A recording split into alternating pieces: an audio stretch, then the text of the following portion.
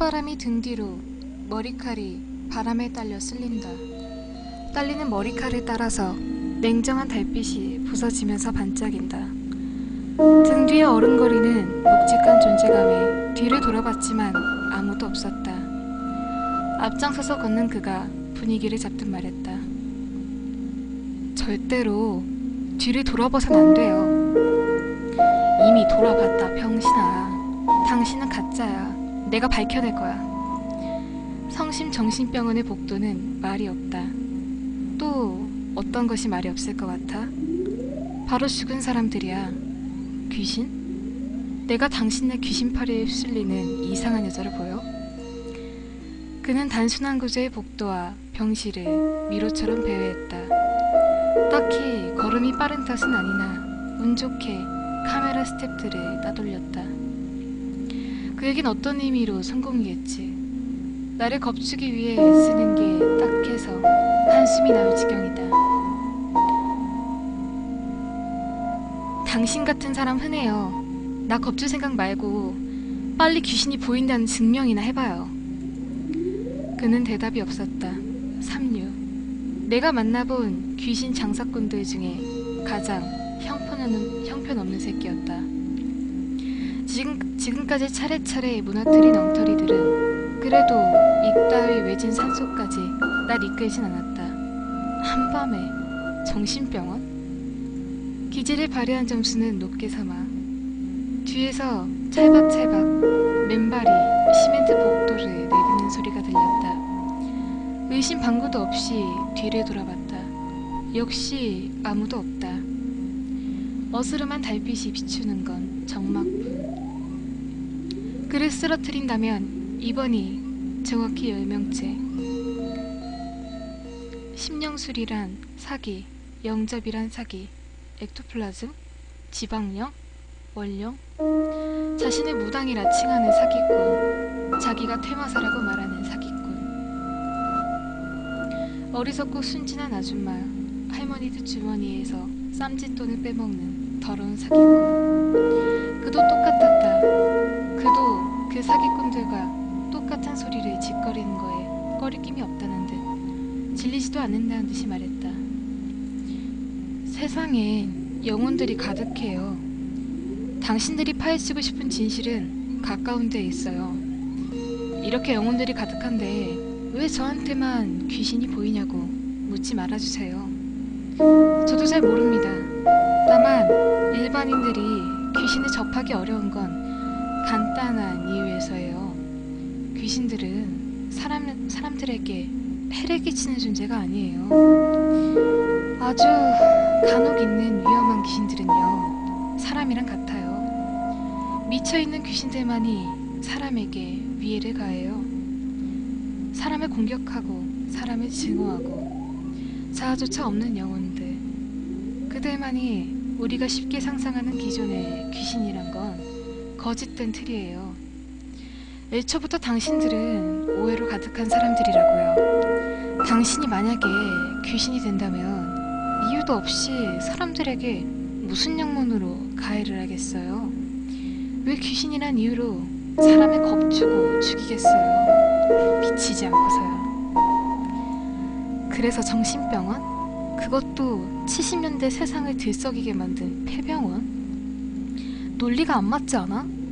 정신병자들이라서 사람에게 위해를 가한다, 이렇게 말하고 싶은 거야? 성심정신병원은 자폐 증세를 보이는 환자들이 군집해 있어서 그렇게 화제를 불러일으킨 거야.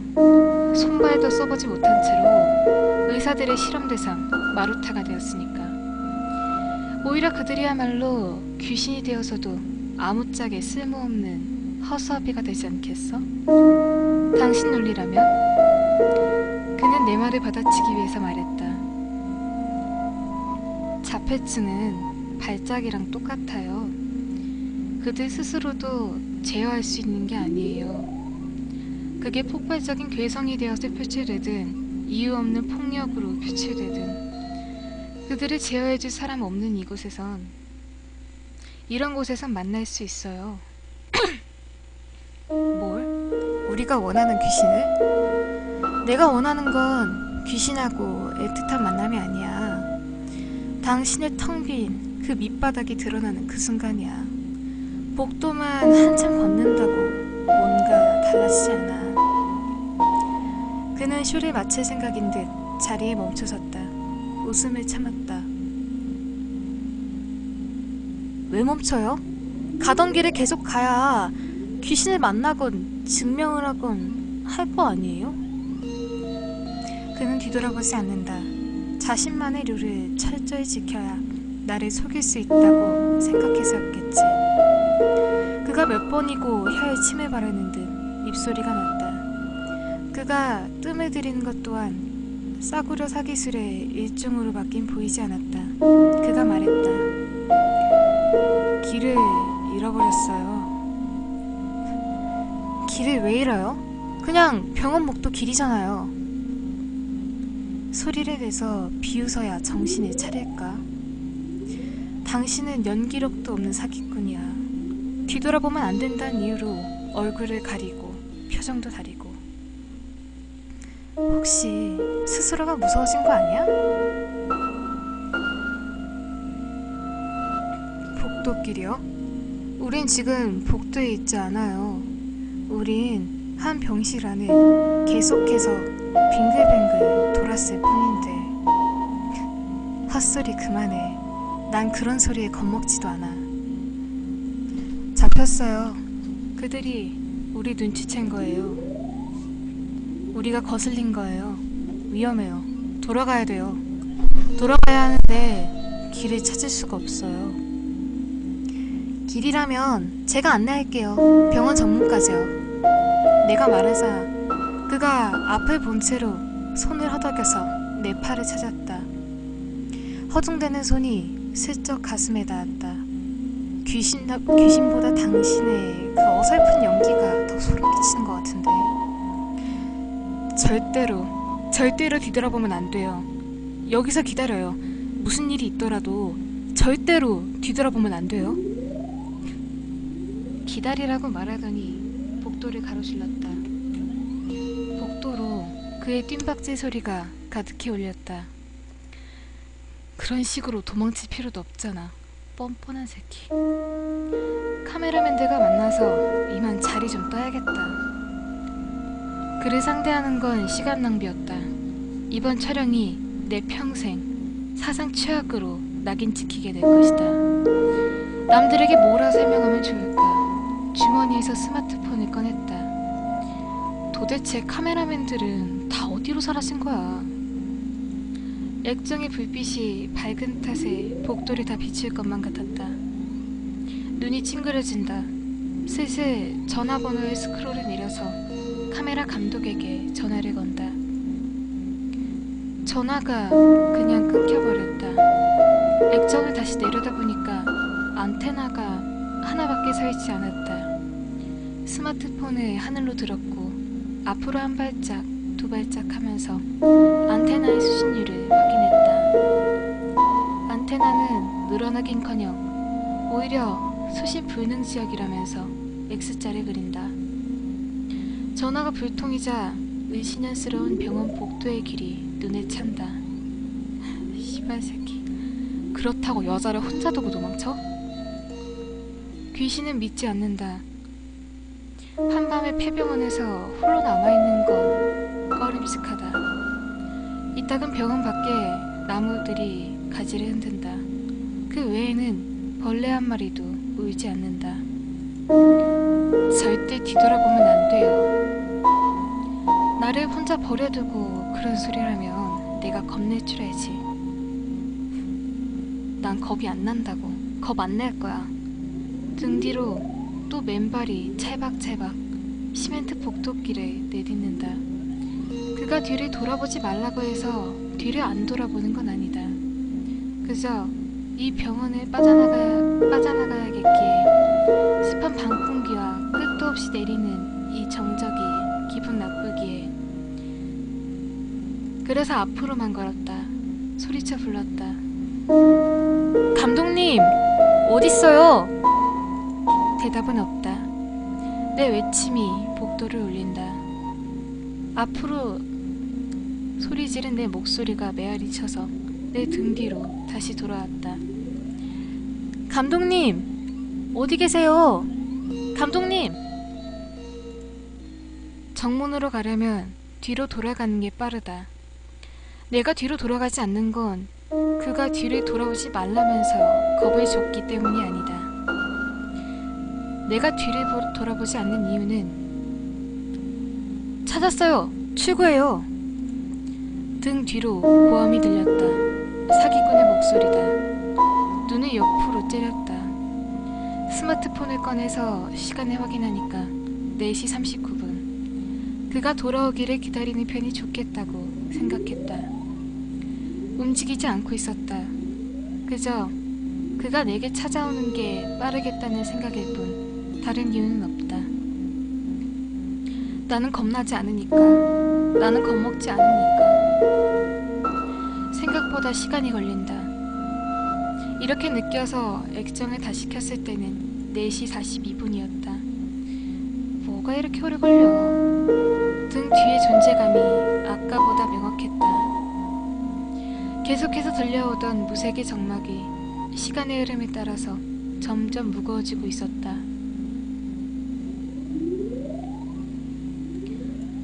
아무것도 들리지 않았다. 목의 오른편으로 가벼운 바람이 느껴진다. 아주 차가운 바람이 반복적으로 마치 누가 등 뒤에서 내 뺨에 얼굴을 대고 가까이 숨을 쉬고 있는 것만 같은 바람이다. 목을 길게 내빼고 내 스마트폰 액정을 구경이라도 하는지 그렇게 가까이에서 하지만 난 무섭지가 않았다고 생각하면서 뒤를 돌아보았다. 목으로 날아오던 바람은 사라졌다. 뒤에는 역시 아무도 없었다. 다시 돌아섰다. 언제 올 거예요? 빨리 와요. 대답이 없다. 머리로 화가 치밀어 오른다. 지금 나 겁주려고 쇼하는 거예요? 진짜. 대답이 없었다. 등 뒤로 내 말이 메아리쳐 돌아온다. 대여섯 걸음쯤 옮겼을까. 뒤에서 그가 또 소리쳤다. 더 이상 앞으로 가지 말아요. 위험해요. 그를 무시하고 계속해서 걸었다. 이번엔 10걸음쯤 옮겼을 때였다. 뒤에서 그가 내 등을 살살 2번 건드렸다. 뒤돌아보지 않았다. 그가 아니면 또 누가 내 등을 건드렸으랴. 그가 아니면 카메라 감독님 정도겠지. 굳이 뒤돌아볼 필요가 있을까? 나는 자리에 섰다. 굳이 돌아볼 필요도 없어. 굳이 뒤돌아보지 않아도 뻔해. 돌아보지 않아도 돼. 또 2번 등을 두드린다. 그냥 말해요! 하고 신경쓰 내니까 등 뒤에서 내 어깨를 툭 밀쳤다. 그냥 말하라고요! 이번엔 좀 과한 힘으로 어깨를 밀었다. 은근히 아파오는 어깨를 부여잡았다. 돌아보진 않았다. 왜 그러는 거예요? 혹은 감독님이 내 어깨를 잡았다. 기분 나쁜 감촉이 어깨부터 허리로, 허리에서 척추를 타고 다시 뒷목까지 전기처럼 흘렀다.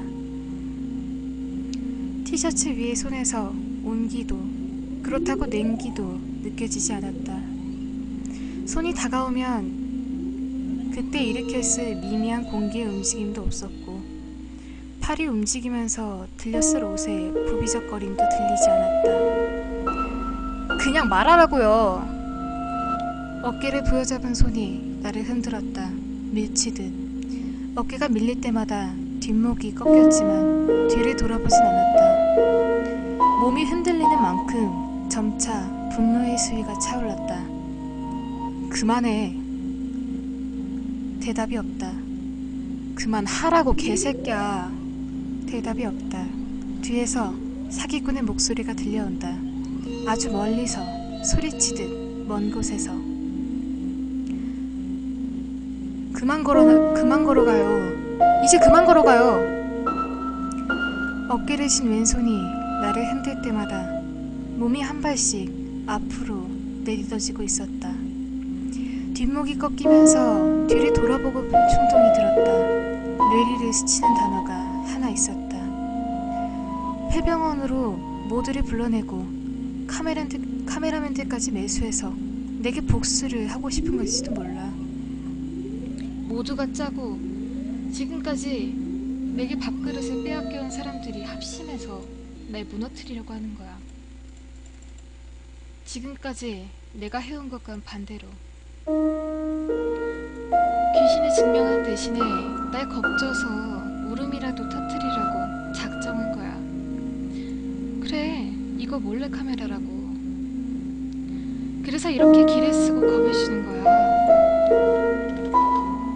날 흔드는 손에 뒤를 돌아보았다. 아무도 없다. 그가 멀리서 뭐라 소리친다. 알아들을 수가 없다. 그가 여기 오기 전에 뭐라고 했더라. 내가 물어봤었다. 왜 뒤를 돌아보면 안 돼요? 그러면 제가 겁먹을 것 같아요? 그런 게 아니에요. 사람에게 해를 끼치는 귀신은 사람의 틈을 파고들기 때문에 주의를 준 거예요. 등 뒤에서 인기척이 있거나 소음이 생기면 겁이 나든 무의식에서든 뒤를 돌아보기 마련 아니에요? 귀신들은 그런 틈을 노리기 때문에 말하는 거예요. 갑자기 나타나서 놀래키건 아니면 모습을 보여주지 않고 그로 인해서 불안한 마음을 더 크게 증폭시킨 건 그게 이들의 수법이에요. 오늘 만나는 귀신은 당신이 지금까지 만나온 귀신과는 전혀 달라요. 진짜 정말로 위험해요. 지금까지 만나온 귀신은 전혀 다르다고? 난 귀신을 만나본 적도 없어. 본 적도 느낀 적도 없는데 그런 게 세상에 어딨어? 죽으면 그냥 그걸로 끝이라고. 암흑으로 돌아가서. 그리고는 아무것도 없는 거라고. 전원 꺼진 컴퓨터랑 똑같다고. 형광등이 내려간 캄캄한 방이랑 똑같다고. 그가 계속해서 짓거린다. 당신들이 만나온 분들은 정말 대단하신 분들이에요. 흔히 말하는 악귀들이랑 직접적으로 대면하고 그들과 교감이랑 소통을 했겠죠. 그들을 달래는데 도 같으신 분들이에요. 저도 당신 방송 많이 봤어요. 당신은 귀신의 성깔을 돋우는데 도가 좀 튼 사람이더군요. 당신은 여러 번 위험에 처했었는데 귀신이 당신한테 위해를 끼치려고 화를 내니까 그분들이 당황하면서도 얼른 위기를 모면하더군요. 자신의 패배를 인정하는 모습으로요. 혈을 내둘렀다니까요. 자신의 평판도 물리치면서 당신을 지키기 위해서 진땀 빼는 모습 봤을 때 사실 저는 그분들에 비하면 실력이 한참 아래예요. 귀신하고 소통한다거나 컨트롤하는 것 자체는 제겐 도저히 무리예요. 귀신이 폭주하기 시작하면 자기는 그걸 막을 자신이 없다고 하단 말이었나. 아무도 없는 복도 길에 서서 스스로에게 물었다. 여긴 복도가 얼마나 긴 거야? 아무도 대답하지 않는다. 등 뒤로 다시 누군가가 나를 밀쳤다. 또 한 발자국을 내딛었다. 다시 등 뒤로 소리가 들려온다. 그 이상 걷지 말라고! 이상했다. 그의 목소리는 앞에서 들려야 하는데 등 뒤에서 들리는 것만 같았다. 등 뒤에서 다시 나를 밀치는 힘을 느꼈다. 감독님이에요? 대답이 없다. 또 나를 밀친다. 또 한 발자국. 사기꾼이 소리친다. 이제 그만 가라고.